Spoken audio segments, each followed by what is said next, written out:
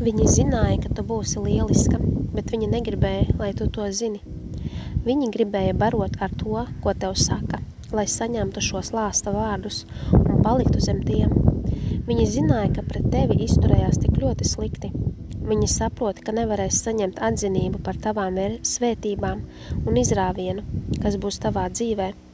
Šie cilvēki vēlas būt elki, lai viņiem klanās, lai saka, ka ir tik labi. Tēvs, māte, māsa, draugs, ka bija līdzās tev, kamēr bija lejā. Viņi grib atzinību par tavu grūto darbu, lai izskatītos it kā tas būtu dēļ viņiem, kamēr tu saņem to, ko tu saņem. Viņi negribēja, lai tu dod atzinību Dievam, bet tagad tu redzi, tāpēc viņi noķerti savā ļaunumā. Viņiem nav daļa pie tā visa, un tas ir tas, kas viņus traucē. Tu turpini būt paklausīga Dievam un turpini zelta dzīvē.